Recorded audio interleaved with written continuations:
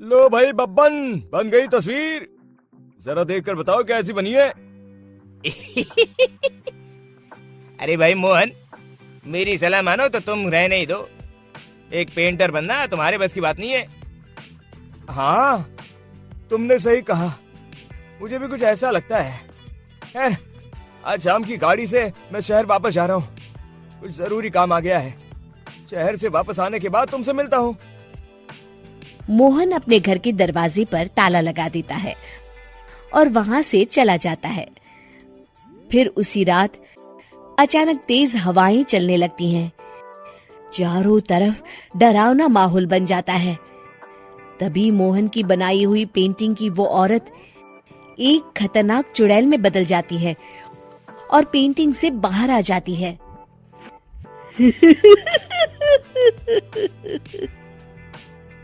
चुड़ैल घर के बाहर चली जाती है।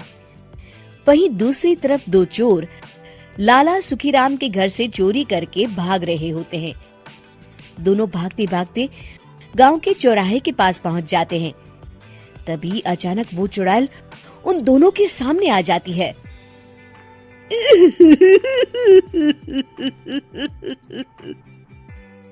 अरे मर गया रे! ये चुड़ैल कहाँ से आ गई? अरे मैंने तो तुझसे पहले ही कहा था कि आज अमावस्या की रात है। आज हमें चोरी नहीं करनी चाहिए। हाँ भाई बिल्ला, तुमने बिल्कुल सही कहा। जरा इसके दांत तो देखो, कितने बड़े हैं। चुड़ैल उन दोनों की तरफ बढ़ती है। अरे चुड़ैल दीदी, तुम चाहो तो ये सारे पैसे और जेवर ले लो, लेकिन हम दोनों को कुछ मत करना।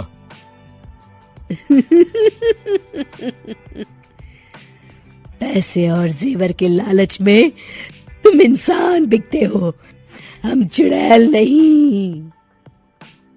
तभी चुड़ैल उन दोनों चोरों को पुतले बना देती है।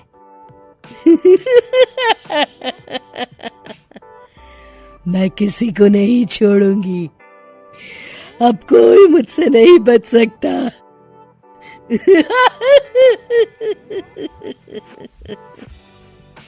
चुड़ैल अपने अगले शिकार की खोज में वहां से चली जाती है।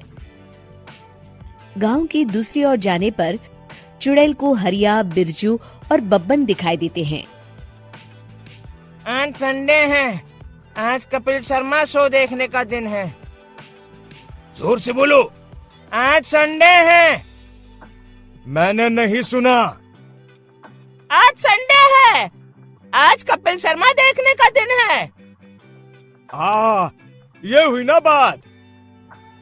अरे ये कपिल शर्मा कौन है जो ये लोग उसे देखने के लिए इतने उतावले हुए जा रहे हैं? खैर, मुझे क्या, मैं अभी इन दोनों को मजा चखाती हूँ। चुड़ैल तेजी से उड़कर उन तीनों के सामने आकर खड़ी हो जाती है।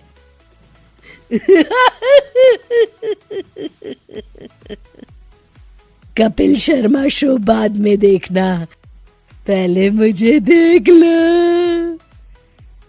बब्बन चुड़ैल को देखते ही पहचान जाता है। अरे ये तो तस्वीर वाली औरत के जैसी दिख रही है। मुझे अभी नहीं मरना है। अरे भागो रे! तीनों वहां से भाग खड़े होते हैं। बब्बन तो किसी तरह अपनी जान बचाकर वहां से भाग जाता है, लेकिन हरिया और बिरजू को चुड़ैल पकड़ लेती है और उन्हें पुतला बना देती है। फिर चुड़ैल बब्बन को पकड़ने के लिए उसका पीछा करती है, लेकिन बब्बन उसे कहीं नहीं दिखाई देता। अरे वो मोटा तो बड़ा तेज भागता है, शायद उस तरफ गया होगा। बब्बन एक दीवार के पीछे छुपकर बैठ जाता है और चुड़ैल उसके सामने से आगे निकल जाती है। बाल बच गया। अगली सुबह बब्बन सभी गांव वालों को सारी बात बता देता है।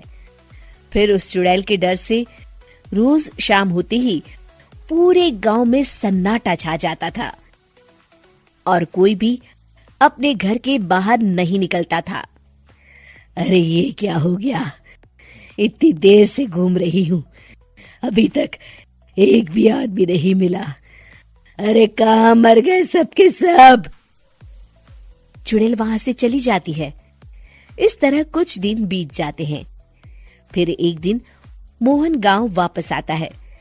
बब्बन उसे बताता है कि उसकी बनाई तस्वीर से एक चुड़ैल बाहर आ गई है।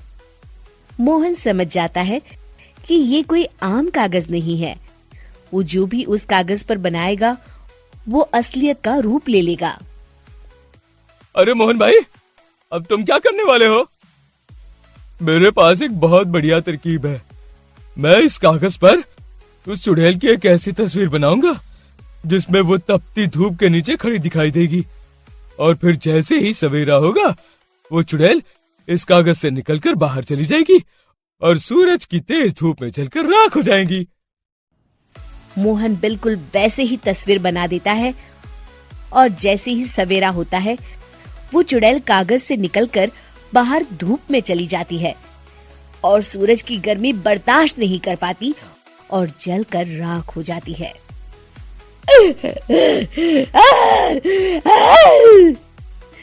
ये मुझे क्या हो रहा है? मैं सूरज की रोशनी बर्दाश्त नहीं कर सकती। मेरा पूरा शरीर जल रहा है।